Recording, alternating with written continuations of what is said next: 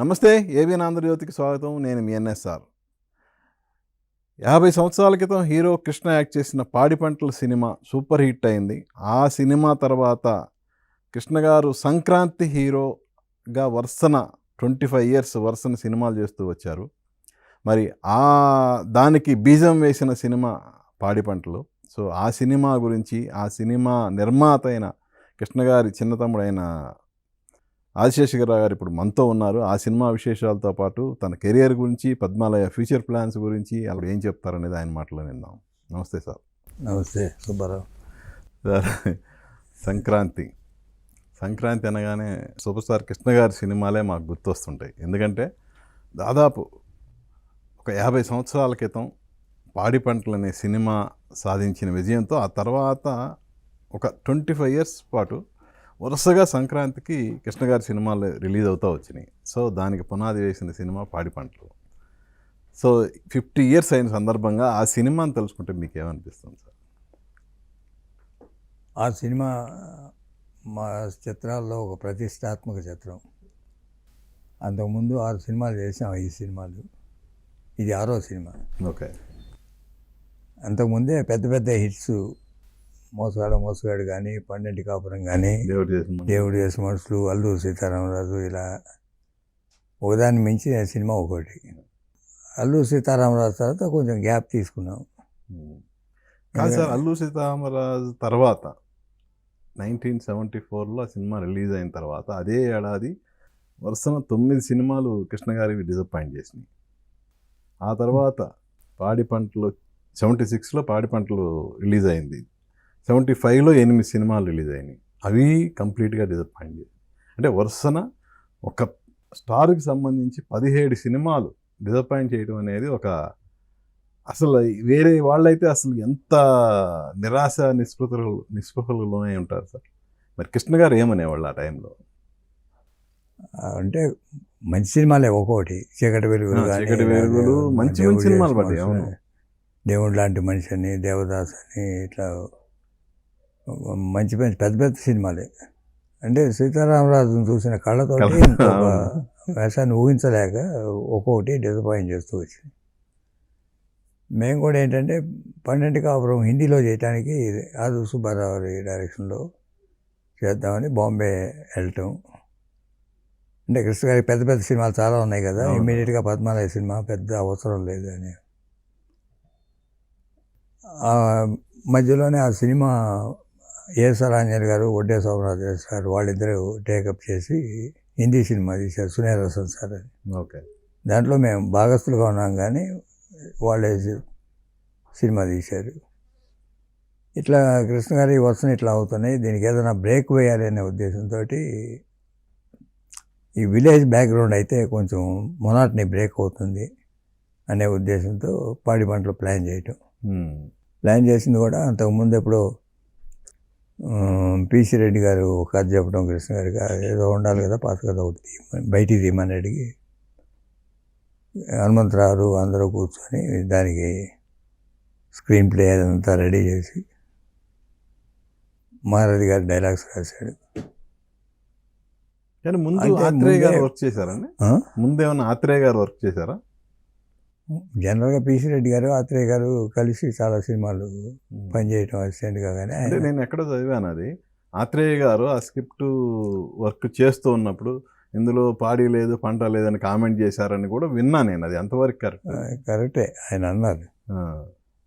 అంటే మనం పిసి రెడ్డి గారు అన్నప్పుడు ఆయన పెట్టుకుందామా అనే ఒక ఆలోచన కలిగి మాకు దేవుడు చేసిన మనసు, సీతారామరాజు, మహారథి గారు రాశారు. అప్పటికే రాసినా కూడా మనం సరే ఆయనైనా ఓకేలే, మనకేముంది పెద్ద రాసిస్తే పర్లేదని ఇన్ టైం స్క్రిప్ట్ ఇవ్వలేమని ఒక డౌట్ తోటి ఫుల్ బౌండెడ్ స్క్రిప్ట్ ఇస్తే చేద్దామని. అది మనం స్క్రీన్ ప్లే మనం రాసుకున్నాం కదా, హనుమంతరావు ఎంత కూర్చొని యూనిట్లో రాసింది. దాని మీద ఆయన మళ్ళీ ఇది లేదు అది లేదని అంటున్నారు, మనకి వర్కౌట్ అవుతుందని మనం మహారథి గారితో వెళ్దామని డెసిషన్ తీసుకున్నాం. ఓకే. డెసిషన్ తీసుకొని అవైలబుల్ ఆర్టిస్ట్ ఎవరుంటే వాళ్ళని పెట్టి తీద్దామని single schedule January 14th release చేయాలి సంక్రాంతికి అని. కానీ జనవరి 14కి ఎట్టి పరిస్థితుల్లో సంక్రాంతికి రిలీజ్ చేయాలి అని బాగా పట్టుబట్టింది కృష్ణ గారే అంట కదండి. అవును, ఆయనే. అంటే ఎందుకు అంత ఆయన అంటే ఎట్టి పరిస్థితుల్లో సంక్రాంతికి రిలీజ్ చేయాలని ఎందుకు?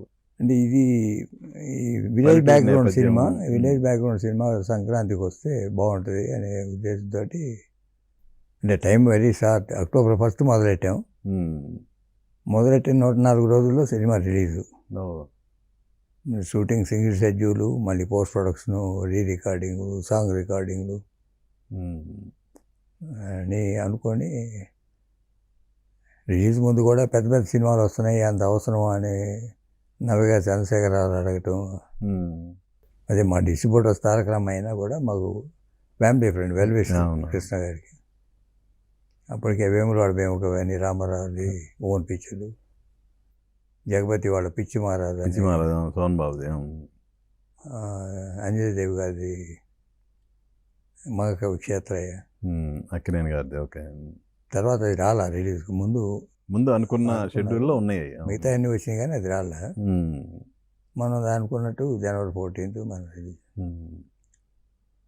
రిలీజ్ చేసినప్పుడు మాకు అంతకుముందు ఉన్న పెద్ద పెద్ద సూపర్ హిట్స్ కన్నా ఎక్కువ కలెక్ట్ చేసింది సినిమా. అవునా. కాదు సార్, ఇప్పుడు మొన్న సంక్రాంతి కూడా అట్నే నెంబర్ ఆఫ్ ఫిలిమ్స్ రిలీజ్ అయినాయి.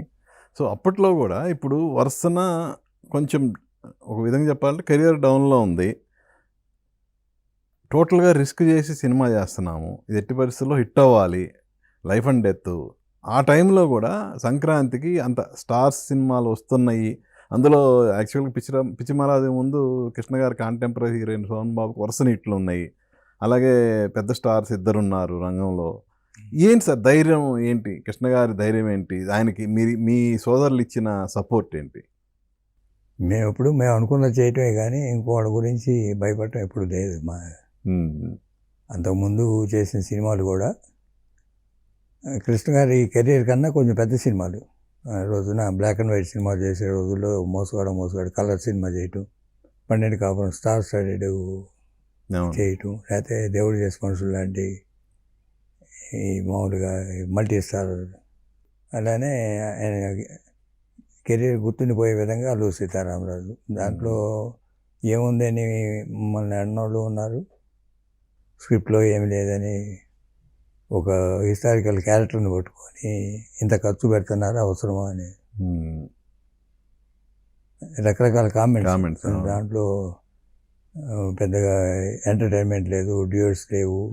అంటే ఇప్పుడే కాదు అప్పుడు కూడా ట్రోలింగ్ బాగానే ఉంది. అంటే ట్రోలింగ్ అనేది ఇప్పుడే కాదు అప్పుడు కూడా ఉంది.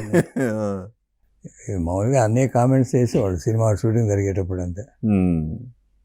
కానీ మేము అనుకున్నట్టు తీయటం, రిలీజ్ చేయటం. కానీ సీతారామరాజు అంత సక్సెస్ తర్వాత ఈ సినిమా తర్వాత కృష్ణ గారికి ఎంత మంచి సినిమాలు వచ్చినా నిలబడవు అని చక్రపాణి గారు అంది. చక్రపాణి గారు ఈ నిలబడవు కాదు, సినిమా చూసిన కళ్ళతో ఏది ఆనదు, కొంతకాలం ఆనదు. ఇప్పుడు జరిగేది టైం పట్టుద్ది నీకు అన్నీ చెప్పాడు. సో ఆయన మాట నిజమైంది నిజంగానే. సార్ ఇప్పుడు తర్వాత వచ్చిన సినిమాలు అంటే బడ్జెట్ పరంగా కానీ ఆయన కంఫర్టబుల్గానే తీశారు సినిమాలన్నీ కూడా. సబ్జెక్ట్ పరంగా కూడా బాగా ఉన్నాయి. మీరు చెప్పిన చీకటి వెలుగులు కానీ ఇంకా 2-3 సినిమా వెల్మేడ్ ఫిలిమ్స్. దేవుడు లాంటి మనిషి, మామూలుగా నాకు గుర్తున్న పేర్లు, దేవదాస్ ఒకటి ఉన్నాయి. ఇట్లా పెద్ద డైరెక్టర్లు, పెద్ద బ్యానర్లు, మామూలుగా మంచి కలర్ఫుల్ సినిమాలే అన్నీ కూడా. మెయిన్ ఇది ఒకటి. పిక్చర్లో కూడా మరి ఏమన్నా లోటుపాట్లు ఉన్నాయేమో తెలియదు ఆ సినిమాల్లో. ఓకే, అదొకటి. బట్ అలాంటి టైంలో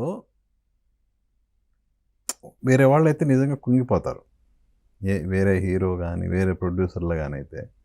సో కృష్ణ గారు ఎలా ఉండేవాళ్ళు అసలు, ఏంటి ఆయన సెట్స్లో కానీ మామూలుగా విడిగా కానీ మీతో డిస్కషన్స్లో కానీ ఆయన ఎలాంటి కామెంట్లు చేసేవాళ్ళు, అసలు ఆయన ఎలా ఉండేవాళ్ళు అప్పుడు? ఆయన ఎప్పుడు ఫెయిల్యూర్కి కుంగిపోడు, అది ఓకే, అది ఎప్పుడైనా స్పోర్టివ్గా తీసుకునేవాడు.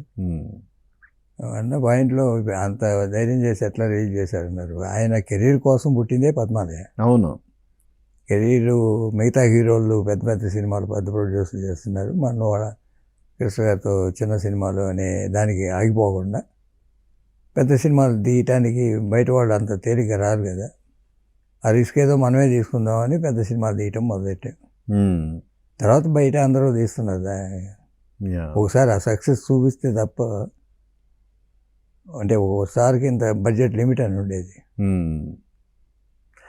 ఈ సబ్జెక్టు స్క్రిప్ట్ అంతా రెడీ అయిన తర్వాత సార్ ఎప్పుడన్నా హిందీలో వచ్చిన ఉపకార్కి కానీ, అలాగే అంతకుముందు ఎన్టీఆర్ది వచ్చి రైతు బిడ్డ కానీ కొంచెం సిమిలారిటీస్ ఉన్నాయి అనే ఫీలింగ్ ఎప్పుడన్నా అనిపించిందా? ఇది ఉంటుంది, విలేజ్ బ్యాక్గ్రౌండ్ పడిన తర్వాత పంచ కట్టడం ఉంటుంది, బండి ఎత్తడం ఉంటుంది, లేకపోతే కుప్పనూరు బిళ్ళు ఉంటాయి, వాటిలో కూడా ఉంటాయి. ఉపకారం అన్నావు కాబట్టి చెప్తున్నా, ఉపకారంలో ఉంటాయి. అది కూడా విలేజ్ పిక్చర్, విలేజ్ క్యారెక్టర్. కొన్ని ఆ సీన్లు దాంట్లో ఉండదు, దీంట్లో ఉండొచ్చు అని కొంతమంది కామెంట్ చేసి, కానీ విలేజ్ పిక్చర్ అన్న తర్వాత అయ్యే ఉంటాయి. అవును, వాతావరణం అంటేనే ఇక అవన్నీ కామన్ కదా. కామన్. డ్యూరింగ్ షూటింగ్ ఎలా ఉండేది సార్? అప్పుడు షార్ట్ పీరియడ్లో తీయాలి, అందులో ఇంకా ఒక విధంగా చెప్పాలంటే ఎడ్ల పందాల పోటీ, అది దానికి ఏంటి సార్ బెన్హర్ ఇన్స్పిరేషన్ బాగా తీయాలంటే మా ఎడ్లు కూడా ఒక క్యారెక్టర్ ఆ సినిమాలో. అవును, వాటి కోసం ప్రత్యేకంగా ట్రైనింగ్ ఊళ్ళో చేసి ఉంటే వాటిని కొనుక్కొని వచ్చి మేము ఫర్దర్ ట్రైనింగ్ చేసాము మనుషులు పెట్టి, సినిమాకి కావాల్సిన విధంగా. సో కృష్ణ గారు వాటితో మచ్చి కావటానికి ఎలాంటి ఇది చేశారు సార్ హోంవర్క్?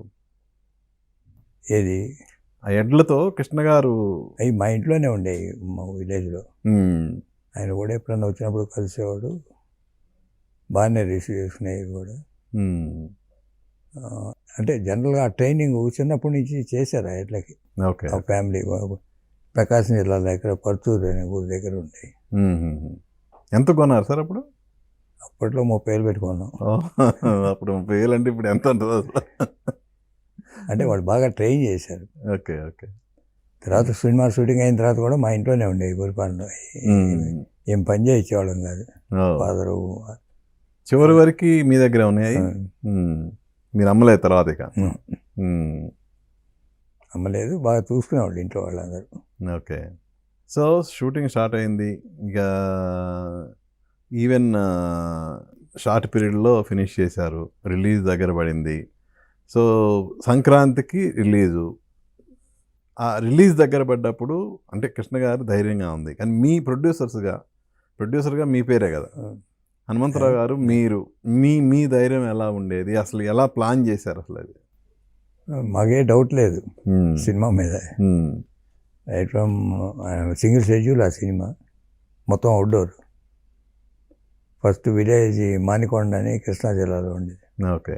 అక్కడ 15 days, తర్వాత రాజమండ్రి వెళ్ళి గోదావరి చుట్టూ ఉన్న విలేజ్లో. డ్యామ్ దగ్గర కూడా చేసినట్టున్నారు. తర్వాత అక్కడ సీలేరు దగ్గర డొంకరాయి డ్యామ్ ఉంది. సీలేరు వెళ్ళే రోడ్లో సీలేరు డ్యామ్, చింతపల్లిలో ఈ సీతారామరాజు షూటింగ్ చేసిన చోట కూడా ఓ రోజు షూటింగ్ చేసాం. ఆ తర్వాత అక్కడికి వెళ్ళి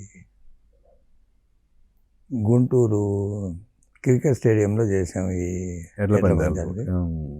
ఎన్ని రోజులు చేశారు సార్ అది గుంటూరులోనా? ఎడ్ల పందాలు ఎపిసోడ్ 4 days. అక్కడి నుంచి మా విలేజ్కి వెళ్ళి అక్కడ కొన్ని సీన్లు తీసుకొని మెడ్రాస్ వెళ్ళాం. షూటింగ్ ఫినిష్ అయింది. ఓన్లీ సమ్ గ్రాఫిక్ వర్క్ అప్పట్లో ఏదో పడవ వరదల్లో వర్క్ చేసేవాళ్ళు కదా, అది సెట్లో వేసి తీసాం. బాబాయ్ మిస్త్రీ అని ఆయన వచ్చి చేశారు బాంబే నుంచి. ఓకే. సో సినిమా కాపీ చూసుకున్న తర్వాత ఇండస్ట్రీలో అప్పట్లో మనకి చెన్నైలో అంటే ముందుగానే షోస్ వేసేవాళ్ళు కదా, ఆ షోస్ వేసినప్పుడు మీకు వచ్చిన రెస్పాన్స్ ఏంటి? బాగుందని, ఎవరు నెగిటివ్ కామెంట్స్ లేవు. అంటే ఇంత సక్సెస్ అని బయట వాళ్ళు ఊహించలేదు, కానీ మాకైతే కాన్ఫిడెన్స్ ఉంది. పెద్ద హిట్ అయింది, మేము అనుకున్న దానికన్నా మించేది కూడా అయింది. అసలు ఆ సంవత్సరం అదే కదా పెద్ద బ్లాక్ బస్టర్ అది. అంటే మేజర్ విలేజెస్ మాస్ బాగా కదిలే విలేజ్ మాస్ లేడీస్. అవును. అందరు లేడీస్ అనే ఉందండి. సకుటుంబ సమేతంగా చూసి ఆదరించిన సినిమా అది. అంటే repeat number of times repeat. Sir ఈ సినిమాకి హనుమంతరావు గారు స్క్రీన్ ప్లే ఇచ్చారు కదా, అంతకుముందు ఏమన్నా వేరే సినిమాలకి ఏమన్నా ఆయన స్క్రీన్ ప్లే ఇవ్వటం కానీ అలాంటివి ఏమైనా జరిగిందా? ఉంది దేవుడు చేసిన మనుషులు, ఆయన స్టోరీ స్క్రీన్ ప్లే. ఓ సీతారామరాజు సీతారామరాజు కూడా స్క్రీన్ ప్లే అయింది. ఓ అక్కడ ఇక్కడ అంటే ఏదైనా ఫైనల్ డెసిషన్ తీసుకోవాలి కదా, ఈ సీన్ ఉండాలి ఈ సీన్ ఉండక్కర్లేదు అనేది. ఓకే. ఈ సినిమా సక్సెస్లో మ్యూజిక్ది చాలా వైటల్ రోల్ కదా సార్. అసలు సాంగ్స్ మామూలు సాంగ్స్ కాదు, సాంగ్స్ లిరిక్స్ కూడా మంచి లిరిక్స్. అవును. ఇరుసు లేని బండి అనేది కానీ. ఆత్రేయ గారు పాట 2 పాటలు 3 పాటలు రాశారు కదా ఇందులో. ఒకటే ఇరుసు లేని బండి. ఇరుసులేని బండి, ఈశ్వరుని బండి. ఓకే. ఆయన ఆ పాట రాసిన తర్వాత ఆయన ముందు కామెంట్ చేశారు కదా, సినిమా రిలీజ్ తర్వాత మళ్ళీ ఆయన ఏమన్నా అన్నారండి? అదేమన్నా చూడలేదు అనుకుంటా సినిమా. చూడలేదు. Okay okay. రిలీజ్ ముందు కానీ ఆవిడ చూడటం లేదు. అలాగే మోదుకూరి జాన్సన్ గారు రాసిన సాంగ్ సార్ ఇందులో, మన జన్మభూమి బంగారు భూమి. మంచి సాంగ్ అది. ఆయన డైలాగ్స్ రాసుకునేవాడు అంతకుముందు, పాటలు రాయటం అదే మొదలు. ఓహో, ఈ పాడి పంటలతో మొదలు. ఓకే. జనరల్ డైలాగ్ రైటర్ ఆయన. కానీ ఆ పాట నాకు ఆ పాట విన్నప్పుడు మనకి మేరే దేశ్కే ధర్తీ సాంగ్ గుర్తొస్తుంది కదండి. అంటే ట్యూన్గా వస్తుంది. మన జన్మభూమి అనేది లిరికల్గా రాదు. లిరికల్ దానికి సంబంధం లేదు. హీరో సోలోగా పాడతాడు. అట్మాస్ఫియరు మామూలుగా బళ్ళు కానీ లేకపోతే ఇవన్నీ ఉన్నాయి కదా. అవును, అది రోడ్లో విలేజ్. ఆయన విలేజ్ బ్యాక్గ్రౌండ్లో ఆయన చేసినప్పుడు కొంచెం ఆ సిమిలారిటీ వస్తుంది. అప్పుడే రిలీజ్ అవడం ఆ సినిమా, అంతకుముందు. Okay sir. ఇప్పుడు ఆ సంక్రాంతి 50 ఏళ్ల క్రితం వచ్చిన ఆ సంక్రాంతి ఒక విధంగా చెప్పాలంటే ఇక వరుసన కృష్ణ గారికి సంక్రాంతికే సినిమాలు రిలీజ్ చేయడానికి వేసిన పునాది అది పాడి పంటలు అనేది. కానీ మీ పద్మాలయ సంస్థ తీసిన సినిమాలు ఆ తర్వాత 2 వచ్చినాయి సంక్రాంతి. మన సినిమాలు మేము ఎప్పుడు సంక్రాంతి బేస్ చేసేవాళ్ళం కాదు. కానీ నాకు తెలిసి రాజకీయ సదరంగం ఒకటే సదరంగం. సంక్రాంతికి బేస్ చేసే సినిమాలు ఎప్పుడు తీరా. ఇది మటుకు సంక్రాంతికి బేస్ చేసి తీసాం. ఎందుకంటే ఇది విలేజ్ పిక్చరు, సంక్రాంతి పీరియడ్లోనే రిలీజ్ అవ్వాలి అనేది. అంటే మా పిక్చర్లు అంతకుముందు అన్ని జూన్, జూలై, ఆగస్టు ఇట్లా మే నుంచి అట్లా వచ్చాయి. ఈ పిక్చర్ పర్టికులర్గా సంక్రాంతికి ఏం చేసి తీసింది. తర్వాత సింహాసనం కానీ మేము ఎప్పుడు చేసినా జూలై, ఆగస్టు. అవునవును. సంక్రాంతికే సినిమా తీయాలి అనేది లేదు. అంతకుముందు అయితే ఎన్ఏటీవీ విజయ సంస్థలు జనరల్గా అన్నపూర్ణ కానీ వాళ్ళకి ఆనవాయితీ ఉండేది. ఎవ్రీ ఇయర్ ఒక సంక్రాంతి రిలీజ్ చేయాలి. కాకపోతే కృష్ణ గారి సినిమాలు చాలా సంక్రాంతికి వచ్చినాయి. ఆయన number of films every month కూడా ఉండేవి కదా మ్యాక్సిమం. చాలా పిక్చర్లు ఉన్నాయి. ఏ పిక్చర్ అయినా సంక్రాంతికి వేస్తే ఆడే అప్పట్లో. సంక్రాంతి అనేది మనకి మామూలుగా 4-5 రోజులు ఫెస్టివల్ కదా. అవునవును. కానీ ఈవెన్ పాటల్లో కూడా అండి ఆ సంక్రాంతి ఫెస్టివల్ మూడ్ అనేది కనిపించింది యాక్చువల్గా. అదే హోలీ సాంగ్ ఒకటి. హోలీ సాంగ్ ఉంది, ఇరుసులేని బండి, ఈశ్వరుని బండి, మన జన్మభూమి అండి, ఇది మన జన్మభూమి, రైతన్న అనే డ్యామ్. రైతన్నది మంచి సాంగ్. అది శ్రీశ్రీ గారు రాశారండి. అది శ్రీశ్రీ గారు రాశారు. అంటే అది ఇప్పుడు ఉన్న విలేజెస్ ప్రాబ్లమ్స్ ఉన్నాయన్నీ అప్పుడే ఉన్నాయి. ఇప్పటికి కూడా అవే ఆ ప్రాబ్లమ్సే ఉన్నాయి. వాటరు, విలేజ్, డ్యాములు కట్టాలి, వ్యవసాయం, రైతాంగం, వాళ్ళ బాధలు. అంటే 50 ఏళ్ళైనా కూడా ప్రభుత్వాలు ఇంకా రైతు సమస్యల్ని పరిష్కరించలేదు అనేది మనకు అర్థమవుతుంది కదా. అదే జన్మభూమి కార్యక్రమం చేయాలని పొలిటికల్ పార్టీలు నెత్తినేసుకోవటం. దీంట్లో లేకపోతే మనం ప్రజారాజ్యం సినిమాలో గిట్టుబాటు రైతు ధరల మీద పోరాటం, అవన్నీ ఉన్నాయే. సమస్యలు ఒక రోజుతో అయ్యాయి కావు. కాదు. అలాగే ఈనాడులో కార్మికుల సమస్యలు ప్రతి సినిమాలోనూ ఏదో ఒక సోషల్ మెసేజ్ ఉంటుంది. కాదు సార్, ఇందాక మీరు అన్నారు సింహాసనం. కృష్ణ గారు డైరెక్షన్లోకి వెళ్ళాలి అన్న ఆలోచన ఆయనకి ఎలా కలిగిందండి అసలు? ఫస్ట్ టైం సింహాసనంతోనే కదా ఆయన డైరెక్టర్గా మారింది. డైరెక్టర్ ఆయన ఎప్పుడైనా చేయాలనుకుంటే అప్పుడు చేయొచ్చు, అవును. కానీ పర్టికులర్గా సింహాసనంతోనే మారాలి అని ఎందుకు అనుకున్నారు? అంటే అప్పుడు ఏదైనా కొత్త చేయాలని ఎప్పుడైనా కృష్ణ గారికి సపోర్టింగ్ ఉండేదే బ్యానరు. ఇప్పుడు రైట్ ఫ్రమ్ బిగినింగ్ మా సినిమాలన్నీ చూసుకుంటే తెలుగు ఏ సినిమా చేసినా 200 సినిమాగా చేయాలి అంటే సీతారామరాజు 100 పిక్చరు 200 సినిమాగా చేయాలంటే అట్లాంటి మెసేజ్ ఉన్న సినిమా చేయాలి అని ఒక ఈనాడు.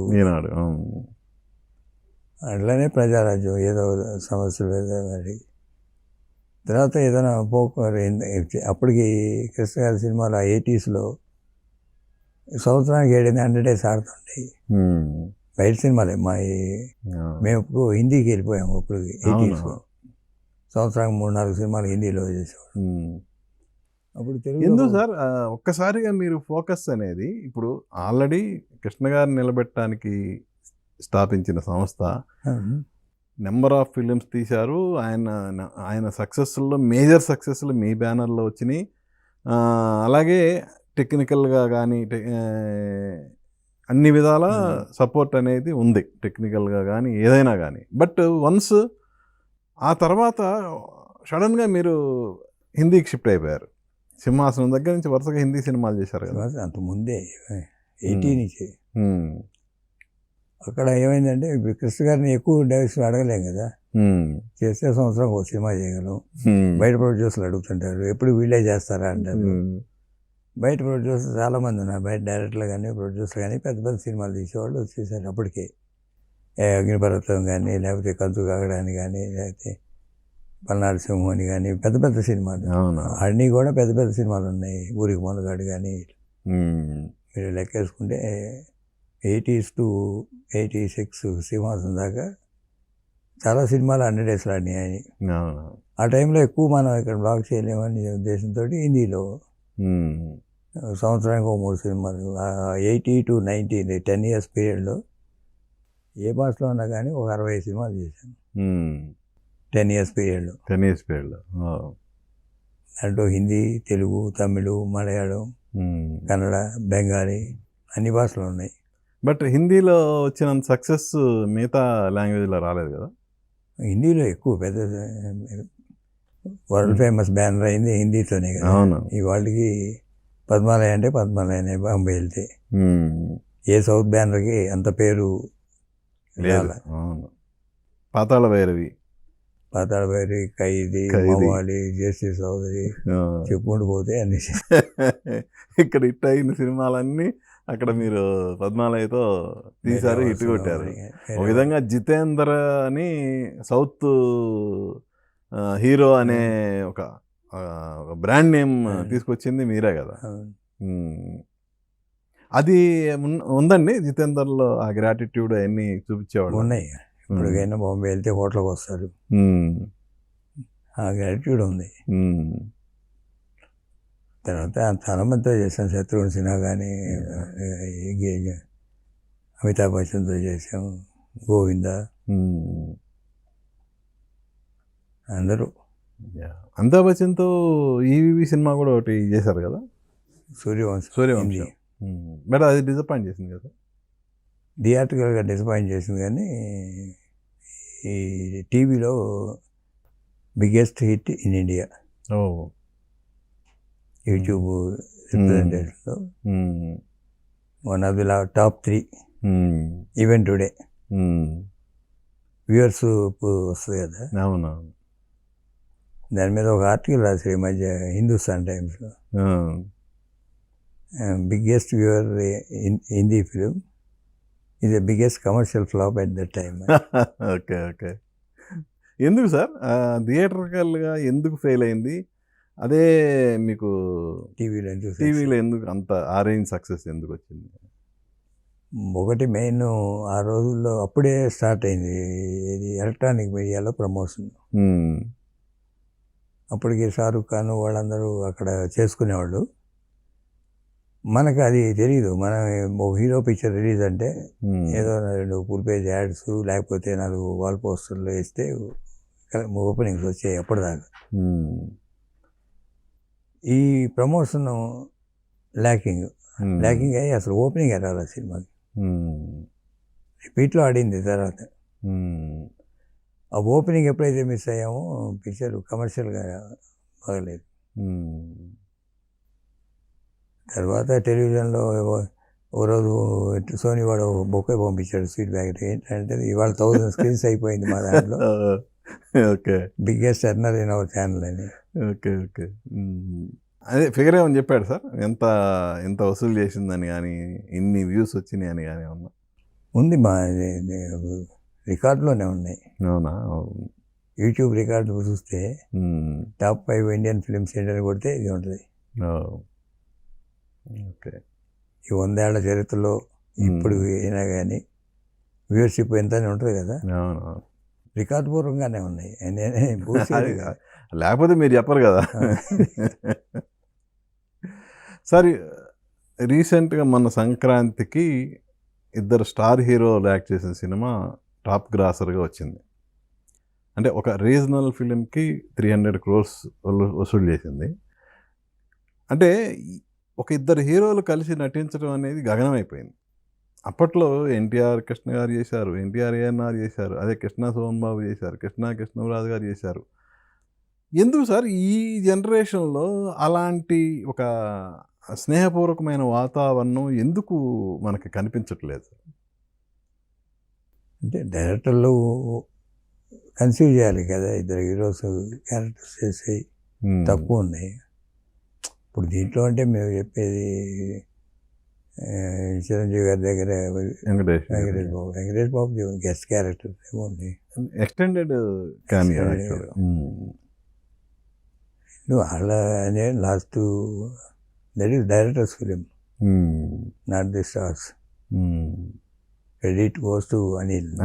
అదే 100%. అంటే గతంలో ఎలాంటి అమరికలు లేకుండా 2 స్టార్స్ కలిసి యాక్ట్ చేసేవాళ్ళు. ఇప్పుడు అలాంటి సిచ్యుయేషన్ అనేది కనిపించట్లేదు. అంటే ఇంత బడ్జెట్లు పెరిగిపోయినప్పుడు కలిసి వర్క్ చేస్తే ప్రొడ్యూసర్స్కి హ్యాపీగా ఉంటుంది కదా. అంటే ఇప్పుడు నువ్వు ఫస్ట్ క్వశ్చన్ అసలు 2 ఏళ్ళు ఎందుకు తీస్తావు అనేది వస్తే దీనికి ఆన్సర్ వస్తాయి. ఒక సినిమా తీయటానికి 2 ఏళ్ళు ఎందుకు పడుతుంది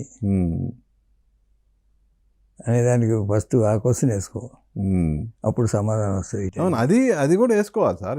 ఎందుకు వస్తుంది? ఇప్పుడు మీరు ఈ సినిమాని 3 నెలల్లో రిలీజ్ చేశారు. అలాగే ఇప్పుడు దానవీర సూరకర్ణ తీసుకున్నా కూడా ఆయన షార్ట్ పీరియడ్లో ఆయన 5 పాత్రలు చేసి, డైరెక్షన్ చేసి, ప్రొడక్షన్ చేసి ఎన్టీఆర్ గారు రిలీజ్ చేశారు. ఇప్పటికే అది ఒక క్లాసిక్. ఇలాంటి ఎగ్జాంపుల్స్ ఎన్నో ఉన్నాయి మనకి పాత సినిమాలు. ఇప్పుడేమో టెక్నికల్గా అడ్వాంటేజ్ ఉంది, అయినా కూడా టెక్నికల్గా బాగుంది కాబట్టి ఇంకా ఎక్కువ టైం తీసుకుంటున్నాము, చెక్కుతున్నాము అంటున్నారు. అది ఎంతవరకు కరెక్ట్ అసలు? ఎవరి లోపం అది? డైరెక్టర్స్ లోపమా, ప్రొడ్యూసర్స్ లోపమా, స్టార్స్ లోపమా, ఏంటి అసలు? ఒక సీనియర్ ప్రొడ్యూసర్గా మీ అభిప్రాయం ఏంటి అసలు? ప్రొడ్యూసర్ అనేవాడు లేడు, అది వాస్తవం. ఓన్లీ ఇన్వెస్టర్ తప్ప ప్రొడ్యూసర్ అనేవాడు ప్రస్తుతం ఎవరో దిల్రాజు 1-2 ఉండేవాళ్ళు, వాళ్ళు కూడా లేరు ఈ మధ్య. కంట్రోల్ లేదు. ఇదివరకు స్క్రిప్ట్ మీద, లేకపోతే బడ్జెట్ మీద, లేకపోతే షెడ్యూల్ మీద కూర్చునేవాళ్ళు, క్యాస్టింగ్ మీద. ఇప్పుడు అది కూడా లేదు. ఓన్లీ డైరెక్టర్ వాళ్ళ మీదే డిపెండ్ అవుతుంది, వాళ్ళని నమ్మే హీరోల మీద. మామూలుగా ప్రీ ప్రొడక్షన్ ఎంత టైం అనేది తీసుకోవచ్చు, కానీ వన్స్ షూటింగ్ స్టార్ట్ అయినాక you have to make with in that time. Hollywood అయినా అంతే, ప్రీ ప్రొడక్షన్ ఎక్కువ టైం తీసుకుంటారు, కానీ మనకి ప్రొడక్షన్లోనే ఎక్కువ టైం పడుతుంది. ప్రొడక్షన్ తర్వాత మళ్ళీ ఈ విజువల్ ఎఫెక్ట్స్ అని అవి ఇవని పోస్ట్ ప్రొడక్షన్ ఎక్కువ టైం పడుతుంది. అంటే విజువల్ ఎఫెక్ట్స్ కూడా ప్రీ ప్రొడక్షన్ చేసుకోవాలి. అవును. అలా అసలు లేదు కదండి అసలు మన దగ్గర. ఆ ప్రీ ప్రొడక్షన్‌లోనే అంతా రెడీ చేసుకునే ఇది లేదు అసలు మన దగ్గర. ఆ వాతావరణమే కనిపించట్లేదు. ఇప్పుడు ఇక్కడ వస్తుంది ఇంకెప్పుడు సార్? ఇంకా ఇండస్ట్రీ అంతా ఈ మధ్య హాలీవుడ్ ఒక కంపెనీ హ్మ్. A24 అని నెలకో సినిమా తీసేస్తున్నాడు. హ్మ్. నెలకో సినిమా తీసేస్తున్నాడు. వాటిలో కొన్ని పెద్ద సక్సెస్ లేని మామూలు కన్వెన్షనల్ ఆర్టిస్ట్ కానీ కన్వెన్షనల్ టెక్నీషియన్స్ కానీ పెట్టుకోవట్లేదు. అవైలబుల్ ఎవరైతే వాళ్ళతో పెట్టేస్తున్నాడు, తీస్తున్నాడు. ఓన్లీ సబ్జెక్ట్ పెట్టి తీసుకుంటున్నాడు. They are making millions. ఈ మధ్య ఇంకో కొత్త స్కీమ్ పెట్టాడు. $20 monthly subscription. You can see any film 4 times in 1 month. 1 month. Any film, any theatre, any town.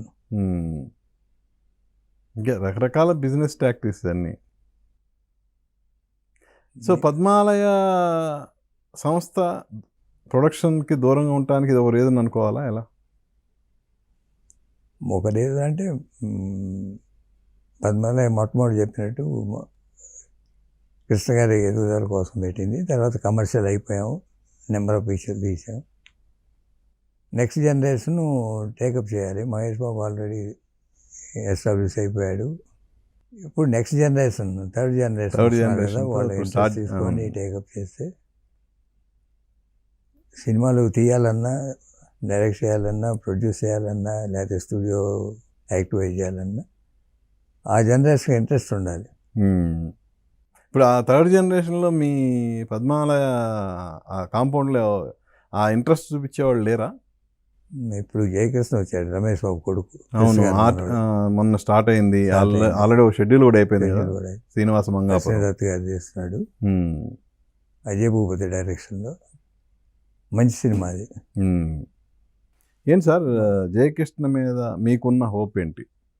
మళ్ళీ కృష్ణ గారిని వెల్ ట్రైన్డ్, అమెరికాలో 3 years చదువుకొని వచ్చాడు. Not only acting, producing, direction అన్ని కోర్సులు చదివాడు. యూ కెన్ ఎక్స్పెక్ట్ ఒక 25-30 years another good hero for the industry. బాగా చేస్తున్నాడు. సో మీరు కూడా ప్రొడక్షన్ చేసే ఇది ఉందా తనతో? దాంట్లోనా? తను హీరోగా పద్మాలయలో కూడా మళ్ళీ సినిమాలు చేసే ఛాన్స్ అయితే చేస్తాం, అతనే చేసుకోవచ్చు. నేను మోరల్ సపోర్ట్ ఇవ్వగలను కానీ మోరల్, ఫైనాన్షియల్, బిజినెస్ అది వర్క్ చేయాలి. వర్క్ చేయాలంటే నేను ప్రొడక్షన్ చేసే రోజుల్లో first man to rise, last man to sleep. అంటే మార్నింగ్ 5 గంటల నుంచి రాత్రి 11 అయినా కంట్రోల్ ఉండకుండా సినిమా తీయకూడదు. You should know what is the subject, you should know what is the planning, ఏ సీన్లు ఎక్కడ తీస్తున్నావు, ఎన్ని రోజులు చేస్తాం, ఎప్పటికి కంప్లీట్ అవుద్ది, రిలీజ్ ప్లాన్ ఏంటి, ఇవన్నీ పెట్టుకొని మొదలెట్టాలి సినిమా మొదలెట్టాలి. ఇప్పుడు అలాంటి వాతావరణం ఉందా సార్ మన తెలుగు చలనచిత్ర పరిశ్రమలో? చేయాలని కూడా చేయొచ్చు. ఇప్పుడు అనిల్ రావు కూడా ఉన్నాడు. అది ఎక్కడో నూటికో కోటికో సార్. జూన్లో మొదలెట్టి నేను సంక్రాంతి రిలీజ్ చేస్తాను చేశాడు. మధ్యలో స్ట్రైక్ వచ్చినా కూడా తట్టుకొని వాళ్ళు చేయగలిగారు. అది డైరెక్టర్ చేతిలో ఉంది, ప్రొడ్యూసర్ చేతిలో లేదా అన్నాం అనుకో. ప్రొడ్యూసర్ చెప్పి చేయించుకునే స్టేజ్లో లేడు. ప్రొడ్యూసర్లు చేయాలనుకుంటే మరి అతనికి అనుకూలమైన టెక్నీషియన్స్ పెట్టుకోవాలి, అనుకూలమైన ఆర్టిస్ట్ పెట్టుకోవాలి, తీయాలి. తన కథ మీద తనకు నమ్మకం ఉంటే. మీరు అన్నట్టు అది ఆ కమాండ్ ఉన్న ప్రొడ్యూసర్లు కనపడలేదు. అంతసేపు కాంబినేషన్స్ సెట్ చేసుకొని సినిమాలు చేసేవాళ్ళే ఎక్కువ కనపడుతున్నారు. ఇప్పుడు మేము కానీ రామానాయుడు కానీ మేమంతా ఎప్పుడైనా డైరెక్ట్ చేయాలంటే ఎప్పుడైనా చేయగలిగేవాళ్ళం. బట్ వాటి జోలికి వెళ్ళలేదు. ఎందుకు వెళ్ళలేదు? We are above than the director, judge.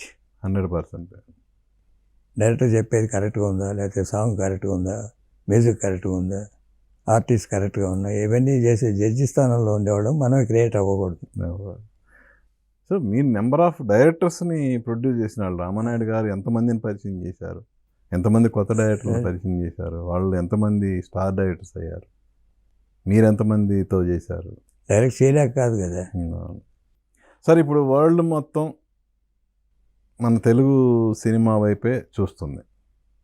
So అలాంటి సక్సెస్లు వచ్చినాయి. సో ఇప్పుడు రాబోతున్న మహేష్ సినిమా వారణాసి మీద అందరి కళ్ళు ఉన్నాయి. ఏంటి ఆ సినిమా మీద మీకున్న ఎక్స్పెక్టేషన్స్ ఏంటి? మనం రాజమౌళి చెప్పేది ఏముంది, నువ్వన్న వరల్డ్ మొత్తం తెలుగు సినిమా చూసేది రాజమౌళి అయిపోయి. రాజమౌళికి వాడు ఏమో కొత్తగా సర్టిఫికెట్లు ఇవ్వకల్లా ఎవడు, ఈగలాంటి క్యారెక్టర్ పెట్టి ఈ సినిమా బ్రహ్మాండం తీసినాడు. అతను ఆర్టిస్టు, ఎవరు ఆర్టిస్ట్ అయినా Rajamouli is above than them. Rajamouli cinema కానీ ఇంకోడు ప్యాన్ ఇండియా ప్యాన్ వరల్డ్ ఇవన్నీ కాదు. Rajamouli is pan India, Rajamouli is pan world. అది ఆ క్రెడిట్ అతనికే దక్కుతుంది. 100%. ఇంకోటి సార్, ఇప్పుడు మీరు కానీ హనుమంతరావు గారు కానీ సినిమా సంబంధించి అటు ఫిలిం ఛాంబర్లో కానీ సినిమాకి సంబంధించిన యూనియన్స్లో కానీ కీలకమైన పాత్రలు మీరు పోషించారు. సో ఇప్పుడున్న సినిమా ఇండస్ట్రీ బాగుపడాలంటే మీరు ఇచ్చే సలహా ఏంటి? అసలు బాగు చేద్దాం అనుకునేది ఎవరికి ఉద్దేశం లేదు. బేసికల్గా ప్రొడ్యూసర్లు వాళ్ళకి సెల్ఫ్ డిసిప్లిన్. మీరు బాగు చేద్దాం అనుకున్నా బాగుపడాలనుకునే వాళ్ళు కూడా ఉండాలి కదా. సంస్థలే పాడైపోయినాయి.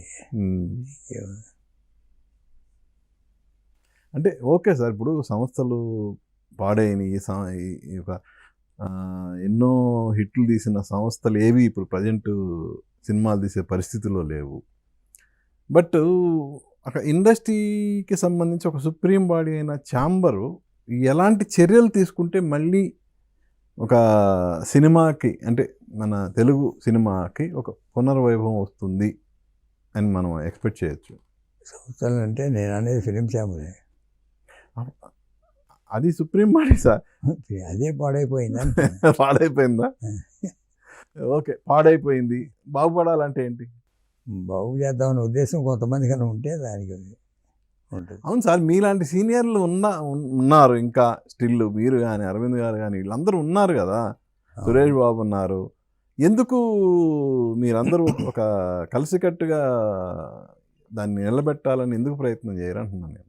ఇప్పుడు ఎవరికి సార్, ఇప్పుడు మన బాడీ ఉంది సార్, బాడీలో ఏదైనా ఒక పార్ట్ చెడిపోయిందంటే దాన్ని బాగు చేసుకోవడానికి మనం తీవ్రమైన ప్రయత్నం చేస్తాం కదా. ఇప్పుడు సినిమా తీసేవాడు వాళ్ళు ఆలోచించాలి. నేను సినిమా తీయట్లే. సినిమా తీయపోయినా మీరు వెల్విషరే కదా సార్. వెల్విషరే. సినిమా తీసేవాళ్ళు నలుగురు బాగు చేద్దామని ఉద్దేశం ఉంటే బాగుపడుద్ది. ఢిల్లీకి గిల్డ్ అని పెట్టారే, దాంతో అయిపోయింది. గిల్డు పెట్టుకొని అక్కడ డిస్కస్ చేసుకోవాలి కనీసం ఇవన్నీ. వాళ్ళు చెప్పేది కూడా అదే సార్. ఇప్పుడు గిల్డ్ అని మేము పెట్టుకోవడానికి రీజన్ ఇదే, సినిమాలు తీయని వాళ్ళ పెత్తనం ఎక్కువైపోయింది అనేది వాళ్ళు చెప్తుంది. వాళ్ళే కూర్చొని మరి చేయాలి కదా. బాగు చేయాల్సినవి చాలా ఉన్నాయి. ఇప్పుడు నువ్వు ఇందాక అడిగినవి ఉన్నాయి, ఆర్టిస్టులు కోరికలు పెట్టినవి, అవన్నీ కూర్చొని చేసుకోవాలి. లేకపోతే బడ్జెట్ కంట్రోల్ చేసుకోవాలి, లేకపోతే నెంబర్ ఆఫ్ వర్కింగ్ డేస్ తగ్గించుకోవాలి. ఇవన్నీ కూర్చొని చేయాలి. లేకపోతే అసోసియేషన్లు ఎందుకు? బలవంతుడికి అక్కర్లా, బలహీనంగా ఉన్నవాడికి అసోసియేషన్. అంతే కదా సార్. ఇప్పుడు ఎగ్జాంపుల్ కృష్ణ గారిని తీసుకుందాం సార్. ఆయన తనతో సినిమా తీసి ఎవరైనా నష్టపోతే ఆయన పిలిచి కాల్ షీట్లు ఇచ్చి ఆ నిర్మాతను మళ్ళీ నిలబెట్టే సందర్భాలు ఎన్నో ఉన్నాయిగా, మీ కళ్ళెదుట ఎన్నో చూశారుగా మీరు. ఇప్పుడు అలాంటి మనస్తత్వం మన హీరోల్లో ఉందా? ఇప్పుడు ఉన్నా చేయగలిగేది లేదు కదా. అన్నీ సంవత్సరం 2 సంవత్సరాలకు ఒక సినిమా ఇందాక నువ్వు అన్నావు, ఏం చేయగలరు? అదే సార్, సంవత్సరానికి 2 సంవత్సరాలకు ఒక సినిమా పోదు, సంవత్సరానికి 2, 3 తీయాలి, చెయ్యాలి వాళ్ళు. ఆ వైపుగా మనం ఏదన్నా వాళ్ళని మోటివేట్ చేస్తే, ఇది ఒక ఛాంబర్ తరపు నుంచో ఒక మీలాంటి ఒక పెద్దలందరూ కలిసి ఏదన్నా ఒక కార్యాచరణ అనేది ఒక చేపడితే బాగుంటుందేమోనని. అంతే. ఇప్పుడు 4-5 సినిమాలు సంవత్సరానికి చేసే ప్రొడ్యూసర్లు 5-6 ఉంటారు. వాళ్ళు కూర్చొని మా ఆలోచించాల్సిన ఇష్యూ. అలా మీరు మోటివేట్ చేయొచ్చు కదా అంటున్నాను. మీరంటే మీరేనే కదా సార్, మొత్తం ఇండస్ట్రీలో ఉన్న పెద్దలందరూ కలిసి. అంటే ఇక వదిలేస్తే అంతే కదా అంటున్నా. ఇక రోజు రోజుకి ఒకళ్ళు 2 ఏళ్ళు చేస్తే ఇంకొకళ్ళు 3 ఏళ్ళు చేస్తున్నారు. ఆ సినిమా దెబ్బతింటే రీసెంట్‌గా ఒక వరుసన సూపర్ సక్సెస్‌లో ఉన్న ఒక star hero cinema release date పడి రేపు రిలీజ్ అనగా అయిపోయింది. అలాంటి సిట్యుయేషన్ నిర్మాతలు ఫేస్ చేస్తున్నారు. సో, అలాంటివి భవిష్యత్తులో జరగకుండా ఉండాలంటే ఏం చేయాలి? ఏం చేయాలంటే ప్రొడ్యూసర్ డిసిప్లిన్ కావాలి, హ్మ్. బడ్జెట్ కంట్రోల్ చేసుకోవాలి. హ్మ్. ఏం చేస్తున్నా అంటే వాళ్ళ చేతుల్లో లేదు. ఉన్నా కూడా ఏదో ఫ్యాక్టరీ లాగా రన్ అవుతుంది. హ్మ్. రన్ చేయొచ్చు, there is no issue. But ఒక పిక్చర్కి ఒక యూనిట్గా తీసుకోవాలి. హ్మ్. ఇప్పుడున్న పెద్ద పెద్ద ప్రొడక్షన్స్ రన్నింగ్‌లో ఉన్నంత వరకే ఆ ప్రొడక్షన్ హౌస్‌లండి. వన్స్ రన్నింగ్ ఆగితే అవి గాలి బుడగల్లాగా పేలిపోయే ప్రమాదం ఉందనేది చాలామంది, అంటే ఇప్పుడు ఇండస్ట్రీని క్లీన్‌గా అబ్జర్వ్ చేస్తున్న వాళ్ళు చెప్తున్న మాట. అయ్యే సినిమాలు తీయని వాళ్ళు మాట్లాడతారు ఇవన్నీ. హ్మ్. ఎవరికి ఉండే సాధక బాధకాలు అవి ఉంటాయి. హ్మ్. ఈ వాళ్ళు ఒక వ్యవస్థ నడుపుతున్నప్పుడు, నెంబర్ ఆఫ్ పిక్చర్లు చేసేటప్పుడు ఒక దాంట్లో రావచ్చు, ఒక దాంట్లో పోవచ్చు. హ్మ్. అన్నీ వస్తాయని లేదు కదా, ఇది వ్యాపారం. సక్సెస్ పర్సెంటేజే మనం 5-6% కదండి ఉంది.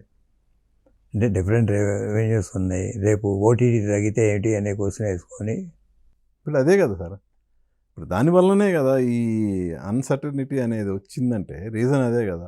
ఇంతకుముందు ఓటీటీ వాళ్ళు డబ్బులు బాగా ఇచ్చేవాళ్ళు. దాన్ని బేస్ చేసుకొని అటు ఆర్టిస్టులు దగ్గర నుంచి అందరూ రేట్లు పెంచారు. టెక్నీషియన్స్, ఆర్టిస్టులు. ఇప్పుడు వాళ్ళు తక్కువ ఇస్తున్నారు. మరి వీళ్ళు తగ్గించుకుంటున్నారా? తగ్గించుకోవట్లేదుగా. చూడలేదు. ఇప్పుడు నెట్ఫ్లిక్స్ ఉంది, వాళ్ళు ఇప్పుడు వార్నర్ బ్రదర్స్ని కొన్నాడు అంటే production house. They will get different వర్షన్లో వస్తాడు, డిఫరెంట్ బిజినెస్ ప్లాన్లో. ఇప్పుడున్న బిజినెస్ ప్లాన్ కన్నా మారుతాయి. అట్లానే అమెజాన్ వాళ్ళు స్టూడియో కొన్నాడు, ఎంజిఎం. కొన్నప్పుడు వాళ్ళు ఎప్పుడైతే ప్రొడక్షన్ హౌసెస్ కొంటున్నారో డిఫరెంట్ బిజినెస్ ప్లాన్లో ఉంటాయి వాళ్ళకి. వేరే వేరే స్ట్రాటజీస్తో వస్తారు వాళ్ళు ముందుకే. మన స్ట్రాటజీ మనం ఇక్కడ పెట్టుకోవాలి కానీ ఇప్పుడు ఒకవేళ ఓటీటీ రాకపోతే వాట్ ఈస్ దట్, ఎట్లా మనం చేసుకోవాలి? ఓటీటీ వస్తుందని చేయకూడదు. 100% బిజినెస్ అనేది అలాగే కీడించి మేలించాలి జనరల్గా. మనకి ఇప్పుడు అడిషనల్ రెవెన్యూ ఏంటి, డిఫరెంట్ లాంగ్వేజెస్లో వెళ్తున్నాయి డబ్బింగ్, అది కన్సాలిడేట్ చేసుకోవాలి. అన్ని పిక్చర్లు వెళ్ళవు అన్ని లాంగ్వేజ్కి. పాన్ ఇండియా అనేది నువ్వు స్టార్ అనేది కాదు, it is a subject. Pan world Anu pan ఇండియాను ఏ మాట అయినాను ఇంకో భాషలోకి వెళ్ళాలంటే సబ్జెక్ట్. అవును. సో దాన్ని పక్కన పెట్టి ఎంతసేపు ఉన్న ఈ మధ్య ఇంకో జాడ్యం వచ్చింది సార్, సీక్వెల్స్. నువ్వు చెప్పదలుచుకున్న విషయం ఒక పార్ట్లోనే, అంటే ఇప్పుడు కొన్ని ఏదో ఎక్స్ట్రాడినరీ ఇవి ఉంటాయి సార్, బాహుబలి కానీ కేజీఎఫ్ అలాంటివి ఉంటాయి. వాటిని చూసి ఆ మోజులో పడిపోయి నెక్స్ట్ పార్ట్లో అని అసలు దీని అసంపూర్తిగా వదిలేసి వాతలు పెట్టిన వాళ్ళు చాలామంది. సీక్వెల్స్ కరెక్ట్ కాదు. Sequels OTT format. ఇది ఎప్పుడైనా ఫ్రాంచైజ్ చేయొచ్చు. అవును, ఏదో జేమ్స్ బాండ్ చేసి ఫ్రాంచైజ్ చేయొచ్చు అండి. ఆ సబ్జెక్టు మీరు ఎన్నుకున్న కథాంశం అనే దాన్ని చివరికి ఎండికి వచ్చేతలకి దాన్ని ముగింపు అనేది దాంట్లోనే చెప్పాలి. చెప్తేనే అప్పుడు జనానికి వెళ్తుంది, జనాలకి ఇంట్రెస్ట్ ఉంటుంది. అది వదిలేస్తున్నారు, దాన్ని ఏదో అసంపూర్తిగా వదిలేసి సెకండ్ పార్ట్కి లీడ్ అంటున్నారు. ఆ సెకండ్ పార్ట్లు ఎన్నో పెండింగ్ ఉన్నాయి ఇప్పుడు మనం తీసుకుంటే. ఇప్పుడు వాటి గురించి మనం అనుకోవడం కూడా వేస్ట్. అంటే ఎవరి ప్లాన్ వాడుకుంటారు, మనకి కథ తెలియకుండా మనం మాట్లాడకూడదు. కానీ ఆడియన్స్లో ఉన్నది నేను మీ దృష్టి తెస్తున్నాను. అది sir, film Nagar housing society, film chamber building, దీని చుట్టూ ఈ మధ్య కొంత హడావుడి రాజకీయం నడుస్తుంది. ఏంటి సార్ అది? ఫిలిం హౌసింగ్కి మీరు చైర్మన్, ఇప్పుడు దాన్ని ఎలా చూడాలి అసలు? ఎలా చూడాలంటే film Nagar housing society property, అంటే అసలు టోటల్గా అది ఫిలింకి సంబంధించిందే కదా sir? It is belong to film Nagar housing society members.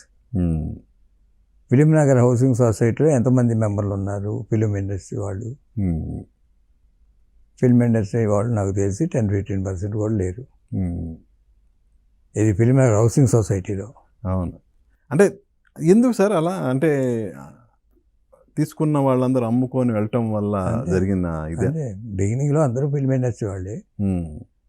చాలామంది అమ్ముకొని బయటికి వెళ్ళాలి, పేర్లు చెప్పలేం కానీ అది తెలిసింది. అవును అవును.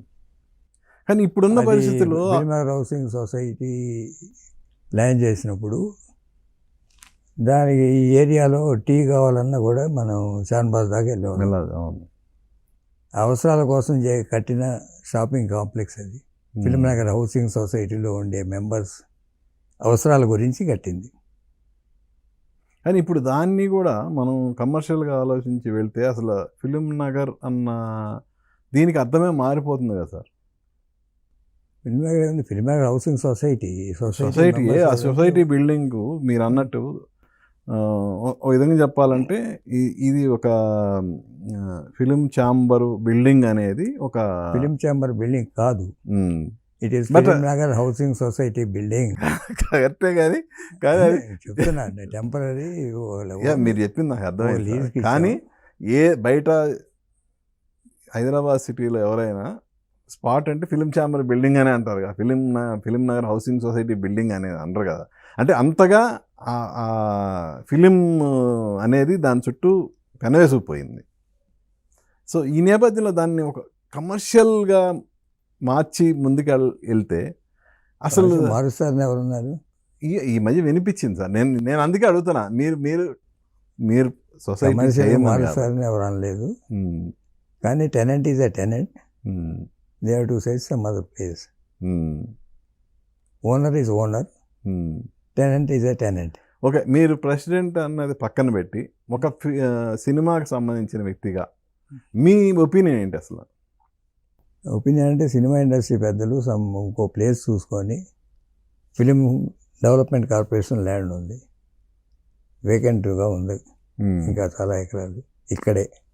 అక్కడ ఎప్పుడైనా ఒక ఎకరం అప్లై చేసి వీళ్ళంతా రోజు ముఖ్యమంత్రి చుట్టూ తిరుగుతుంటారు కదా, ఇది ఎట్లా వచ్చినాయి?